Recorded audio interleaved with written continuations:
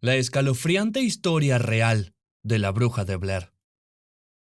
Si bien muchos tomaron todos los hechos narrados en la película como mera ficción, la verdad es que sí, existe una leyenda. Una macabra historia que comenzó a escribirse en febrero de 1785. Originaria de Irlanda, Ellie Kedward llegó en barco al estado de Baltimore en 1723. Se la consideraba una anciana misteriosa y a veces amenazante.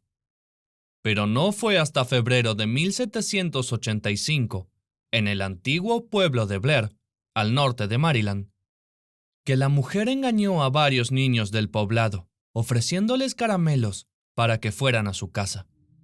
Y una vez ahí, sacarles sangre de los brazos y piernas. Esa misma noche, los chicos acusaron a Ellie con sus padres. Les dijeron todo lo que les había hecho y le mostraron las heridas. Fueron los adultos quienes, asustados y enojados, fueron a buscar a la mujer y la acusaron de brujería. En un juicio breve, los papás mostraron las evidentes marcas en los cuerpos de sus hijos. El veredicto fue culpable de brujería, catolicismo, siendo un pueblo protestante, y prostitución. Siguiendo las normas de Blair, decidieron expulsarla del pueblo a mitad del duro y frío invierno. Sin embargo, los habitantes fueron más lejos, ya que ataron a la anciana a una vieja carretilla y la abandonaron en las profundidades del bosque de Black Hills. Otras versiones, más macabras, dice que la ataron a un tronco. Abusaron de ella, luego le hicieron varios cortes y la obligaron a marcar los árboles con su sangre. Después soltaron a los perros para que acabaran con su vida. Pero Ellie seguía viva. Finalmente, la colgaron y la dejaron a su suerte. Sea como sea, los ciudadanos de Blair dieron por hecho que había muerto. Por fin pudieron vivir en calma por un tiempo, ya que este solo era el principio de muchos sucesos escalofriantes. Durante el invierno de 1786, la hija del magistrado del pueblo desapareció misteriosamente. Y unos días después, su padre también. Luego de una semana, el primer chico que acusó a Ellie salió a jugar y nunca más volvió. Para el final del invierno de ese año, más de la mitad de los niños del poblado, entre ellos los que delataron a la anciana, desaparecieron. Todos los campesinos sospecharon de Ellie, diciendo que se trataba de una maldición. Varios de ellos abandonaron el lugar, condenando a Blair como un pueblo maldito y jurando jamás volver a nombrar a la bruja. La única copia existente de El culto de la bruja Blair se encontraba en exposición en el Museo de Historia Social de Maryland, Baltimore, en 1991. Desde ese entonces ha sido regresado a una colección privada. En 1809 se publicó el libro El culto de la bruja Blair, que narraba la historia de una aldea azotada por la maldición de una bruja. En el desenlace, todos los campesinos le daban caza y lograban atraparla, para finalmente quemarla en la hoguera. El pueblo de Blair estuvo abandonado por más de 40 años, hasta que en 1824 se fundó Burkittsville. Sus fundadores nunca conocieron la historia detrás del terreno que estaban habitando. Un año después, nuevos hechos terroríficos comenzaron a ocurrir. Varias personas aseguraban que en el río Tappy East habían visto salir una mano muy pálida que desaparecía en las profundidades. Pero nadie creyó nada hasta que Eileen Triacle, una nena de 10 años, decidió ir a nadar ahí y jamás fue vista de nuevo. Curiosamente, el agua nunca más volvió a ser potable. el pueblo vivió nuevamente en calma. En 1866, 62 años después del último acontecimiento, Raven Weaver desaparece de forma misteriosa. Así que varios grupos de rescatistas fueron a buscarla. Afortunadamente, la niña apareció por sus propios medios. Pero uno de los grupos de rastreo nunca volvió. Después de varias semanas, sus cuerpos fueron hallados en Coffin Rock, un lugar de Black Hills. Lo más extraño fue que estaban destripados y atados unos con otros, formando un pentágono.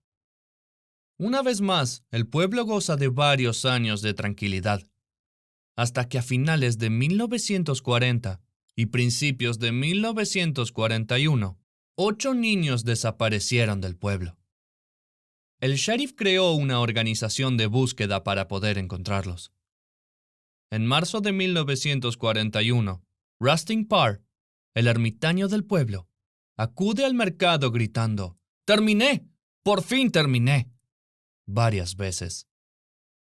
Por lo que la policía decide interrogarlo, y después de 4 horas de caminata por el bosque, el mismo en el cual había sido abandonada Ellie Kedward, llegaron a la cabaña de Parr, donde encuentran 7 tumbas en el sótano, cada una ocupado por el cadáver destripado de los chicos que eran buscados.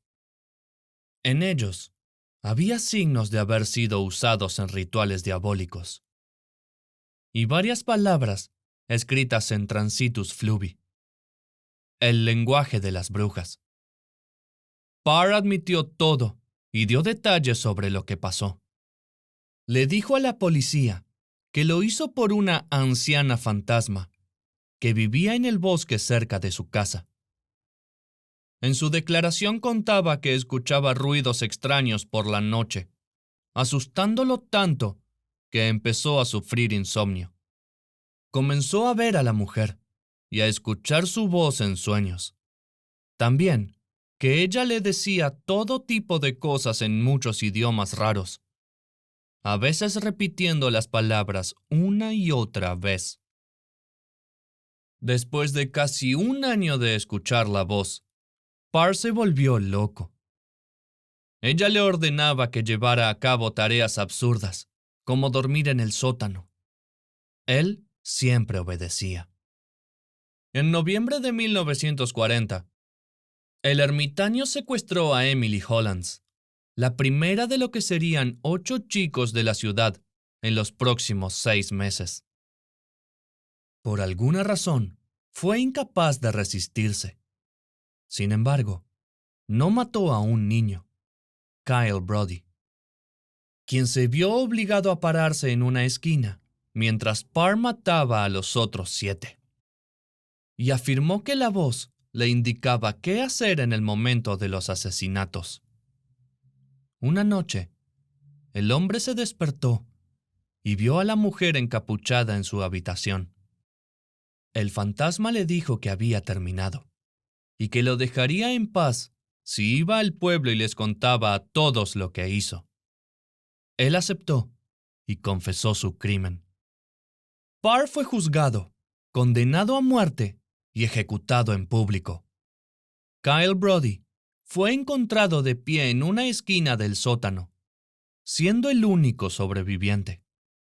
Años después perdió la razón y tuvo que ser ingresado a un hospital mental. Nunca se recuperó. En octubre de 1994, Heather Donahue, Joshua Leonard y Michael Williams, un grupo de cineastas que se mostraron interesados en esta leyenda urbana, decidieron hacer un documental para investigar si era real. En su afán por recolectar la mayor cantidad de información posible, entrevistaron a los habitantes de Burkittsville, entre los cuales se encontraba Mary Brown, una anciana que era tomada por loca. Brown aseguraba que un día, mientras observaba el cielo recostada en un montón de hojas del bosque, sintió una extraña presencia junto a ella. contó que pudo ver a una mujer totalmente cubierta de pelo, resultado de una mezcla entre humano y una bestia. La anciana aseguraba que era Ellie Kedward, la bruja de Blair. El 21 de octubre, los tres jóvenes se adentran en el bosque, con el objetivo de ir a Coffin Rock, que estaba a unos 20 minutos del pueblo y de fácil acceso. Los estudiantes de cine debían regresar el día 23. Llegó el 25 de octubre y no había ningún rastro de ellos.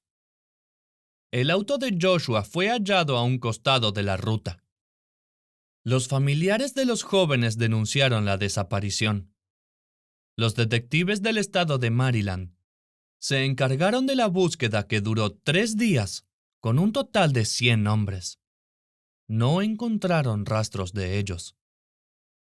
El 16 de octubre de 1995, un estudiante de antropología encontró varios elementos de filmación que supieron después de ver las cintas que habían sido usados por los tres cineastas para realizar el documental. Las cosas estaban enterradas bajo una vieja cabaña que casualmente era la antigua casa de Parr. No había rastros de los cuerpos de los jóvenes.